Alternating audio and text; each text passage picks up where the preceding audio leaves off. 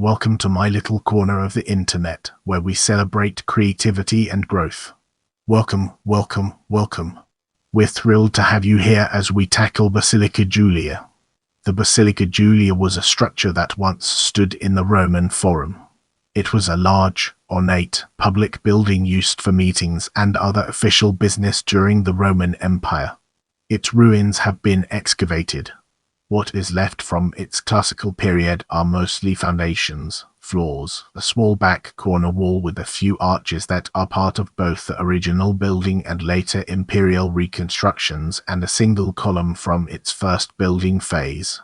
The Basilica Julia was built on the site of the earlier Basilica Sempronia 170 BC along the south side of the Forum, opposite the Basilica Aemilia.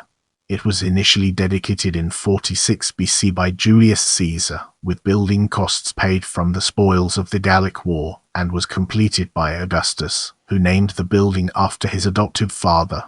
The ruins which have been excavated date to a reconstruction of the basilica by the Emperor Diocletian, after a fire in 283 AD destroyed the earlier structure. In this section, we'll be peeling back the layers of ancient Rome to reveal its true essence. The first iteration of the Basilica Julia was begun around 54 BC by Julius Caesar, though it was left to his heir Augustus to complete the construction and name it in honor of his adoptive father. The basilica was built over the remains of two important republican structures, the Basilica Sempronia, which was demolished by Caesar to make way for the new basilica, and predating both the house of Scipio Africanus, Rome's legendary general. The Basilica Sempronia was built in 169 BC by Tiberius Sempronius Gracchus and required the demolition of the house of Africanus and a number of shops to make room. The first Basilica Julia burned in 9 AD, shortly after completion, but it was reconstructed, enlarged, and rededicated to Augustus' adopted sons Gaius and Lucius in 12 AD. The basilica was restored after a fire in 199 AD by Septimius Severus, and later reconstructed by the Emperor Diocletian after another fire in 283 AD. The basilica is bordered on its short sides by two important ancient roads which led from the Tiber to the Forum, the Vicus Jugarius to the west, and the Vicus Tuscus to the east. The ground floor was divided into 5 east-west aisles inside, with the central aisle forming a large hall that measured X meters, sheltered by a 3-story high roof.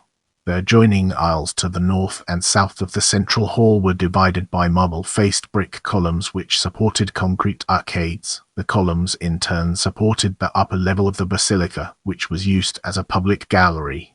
The floor of the central hall was paved in colorful polychrome marble slabs, contrasting with the plain white marble of the adjoining aisles.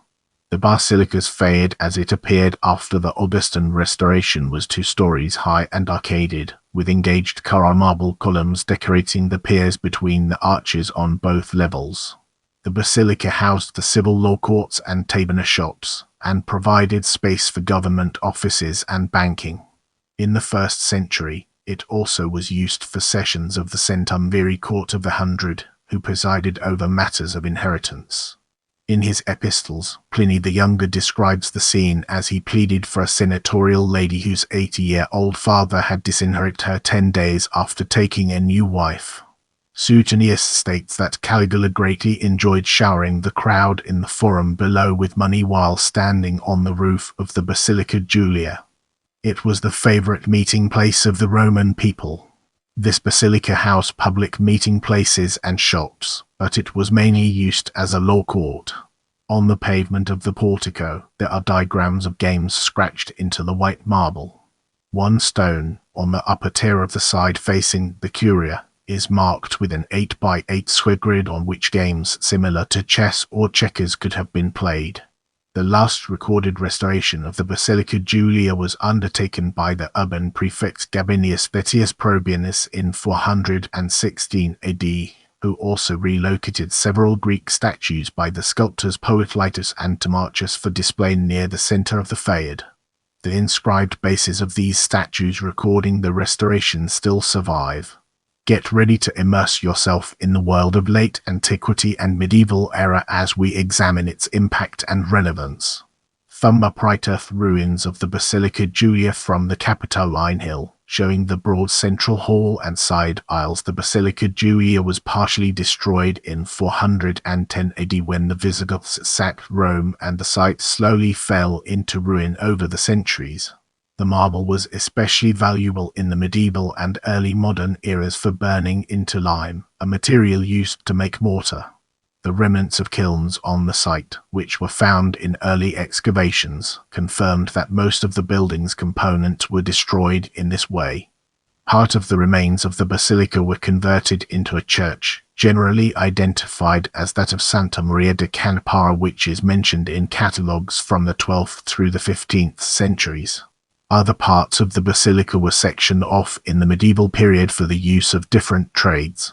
The marble workers, or marmorari, took up most of the remaining space not occupied by the church in the 11th century for refashioning and selling marble architectural ornaments. The eastern aisle was occupied by the rope makers and was called the Canaparia as a result. In the 16th century, the long-buried site of the basilica was used as a burial ground for patients of the adjacent Ospedale della Consolazione. The building consists now only of a rectangular area, leveled off and raised about 1 meter above ground level, with jumbled blocks of stone lying within its area. A row of marble steps runs full length along the side of the basilica facing the Via Sacra, and there is also access from a taller flight of steps, the ground being lower here at the end of the basilica facing the Temple of Castor and Pollux. Let's now venture into the realm of archaeology and excavation and explore the fascinating intricacies it holds. The earliest excavations of the Basilica Julia in the late 15th and 16th centuries were destructive, their main purpose being to recover valuable travertine and marble for rare use. In 1496, travertine was mined from the ruins to build the fayad of the Palazzo Tornia, the Roman palace of Cardinal Adriano Castellci. There were also excavations in 1500 and 1514, as well as a destructive excavation in 1742 which uncovered the portion of the Toga Maxima which runs underneath the basilica. In the process, the Giallo Antico yellow marble which covered the floor was stripped and sold to a stone cutter. The Chevalier Fdenheim also undertook excavations between November 1788 and March 1789. Fdenheim dismantled much of the remaining coloured marble pavement and removed many architectural fragments. The site was excavated by Pietro Rosa in 1850, who reconstructed a single marble column and travertine supports. In 1852, segments of concrete vaulting with stucco coffering was unearthed but later destroyed in 1872. If you enjoyed this video, don't forget to give it a thumbs up and subscribe to my channel.